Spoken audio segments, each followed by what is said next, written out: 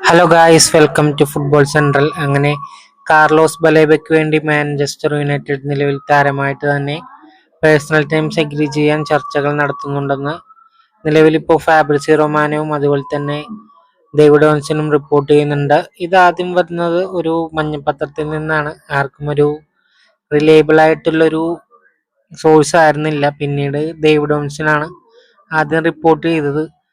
നിലവിൽ ഈ ബ്രൈറ്റണ് താരത്തെ വിടാൻ താല്പര്യമില്ല. അവർക്ക് ഒരു സീസണും കൂടി താരത്തെ നിർത്തണമെന്നുണ്ട്.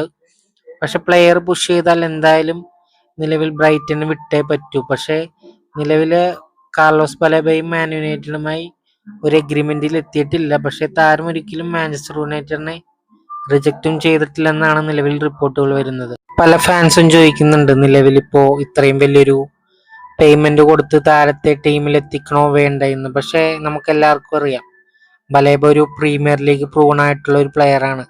ആളുടെ ഒരു പ്രസ് റെസിസ്റ്റൻസും അതുപോലെ തന്നെ ബോൾ ക്യാരിയിങ് എബിലിറ്റിയും പാസിംഗ് റേഞ്ചും ഷോർട്ട് പാസും നമ്മളെല്ലാം കാണുന്നതാണ്. റൂബൻ അമോറിമിന്റെ സിസ്റ്റത്തിൽ ഒരു പെർഫെക്റ്റ് പ്ലെയർ ആയിരിക്കുള്ളൂ. ഈ സീസണിൽ അവർക്ക് ഈ ഡീൽ പുൾ ഓഫ് ചെയ്യാൻ കഴിഞ്ഞാൽ one of the best signing ആയിരിക്കും. ആൾക്കൊരു 21 വയസ്സുള്ളൂ നിലവിൽ. അത് മാത്രമല്ല, മാഞ്ചസ്റ്റർ യുണൈറ്റഡിന് ഈ ഡീൽ ഈസിയായി തന്നെ പുൾ ഓഫ് ചെയ്യാൻ സാധിക്കേണ്ടതാണ്. നിലവിൽ അവരുടെ ഗർണാച്ചോയും ആന്റണി അതുപോലെ തന്നെ സാൻജോനൊക്കെ വിറ്റ് കഴിഞ്ഞാൽ ഒരു അത്യാവശ്യം പേയ്മെന്റ് അവരുടെ കയ്യിൽ കിട്ടും. അത് വെച്ച് അവർക്ക് ഈ ഡീൽ പുൾ ഓഫ് ചെയ്യാൻ കഴിയണം. ഇപ്പോൾ നിലവിൽ ബ്രൈറ്റൺ നോക്കുന്നത് ആളുടെ കോൺട്രാക്ട് ഒന്നും കൂടി പുതുക്കിയിട്ട് ഒരു ഹൈ റിലീസിങ് ക്ലോസ് വെച്ച് പിന്നെ അടുത്ത സീസണിൽ വിടാനാണ്. പക്ഷെ മാഞ്ചസ്റ്റർ യുണൈറ്റഡിന് എന്തുകൊണ്ടും ഈ സീസണിൽ തന്നെ ആളെ കൊണ്ടുവരുന്നതായിരിക്കും നല്ലത്.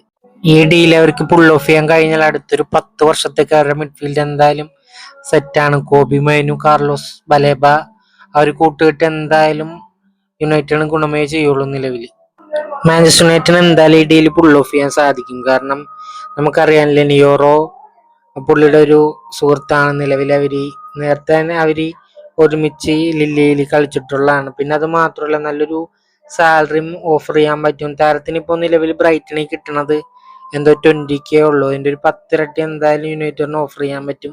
അത് മാത്രമല്ല, ഒരു ബിഗ്ഗസ്റ്റ് ക്ലബ്ബാണ് അവർ. നമുക്കറിയാം അവരുടെ ഒരു ട്രാൻസ്ഫർ സ്ട്രാറ്റജി എന്താണെന്ന് വെച്ചാൽ, നിലവിൽ പ്ലെയറുമായിട്ടൊരു പേഴ്സണൽ ടൈംസ് എഗ്രി ചെയ്തതിന് ശേഷം മാത്രമാണ് യുണൈറ്റഡ് ഡീല് പുൾ ഓഫ് ചെയ്യാൻ വേണ്ടിയിട്ട് ഒരു ബിഡ് വെക്കുന്നുള്ളൂ.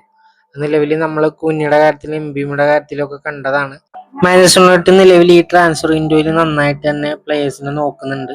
പ്രീമിയർ ലീഗ് പ്രൂവൺ ആയിട്ടുള്ള ആൾക്കാരെ തന്നെയാണ് യുണൈറ്റഡ് കൊണ്ടുവന്നുകൊണ്ടിരിക്കുന്നത്. ഇവൻ നമുക്കറിയാം, ആന്റണിയും നമ്മൾ ഇതുപോലെ തന്നെ ഒരു 90 മില്യൺ ഫീലാണ് കൊണ്ടുവന്നത്. പക്ഷെ ആൾ ഇവിടെ വന്നിട്ട് അത്ര സക്സസ് ആയിരുന്നില്ല.